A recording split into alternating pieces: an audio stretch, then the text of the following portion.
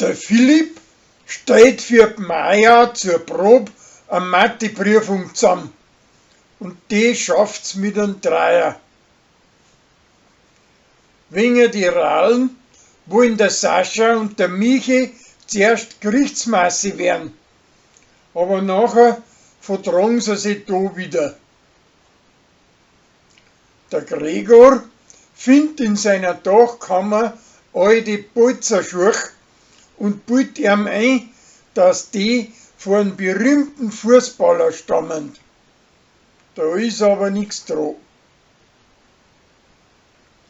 Der preußische Autodieb muss darauf schauen, dass er alle freundlich ist zu den Gästen, auch bald sie am blöd anreden.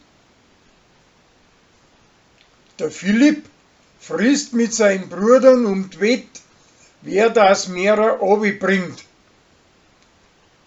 Aber weil er dazu auch noch der Sarah seine Krautwickel gegessen hat, gewinnt er die Wette. Danach müssen sie sich nur zusammenraffen, wenn es darum geht, was das wo sein Platz hat in der Wirre. Die Landweiber stimmen drüber ab, die welcher das bei den Mannsbildern am mehreren gefragt sein konnte. Am Schluss links nachher alle gleich auf.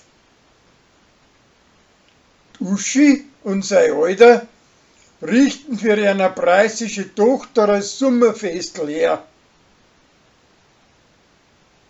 Der Philipp lässt einen Wischhadern auf der Herdplatte liegen und durch das bricht ein Feuer raus. Das können die anderen zwar löschen, aber die Maja kriegt einen Schock davon. Drum hilft er ihr nachher beim Lernen, aber das bringt auch nicht viel. Der Hacki spielt Schach mit Josef, weil er sich vor einem Weibsbild protzen will. Das geht aber daneben.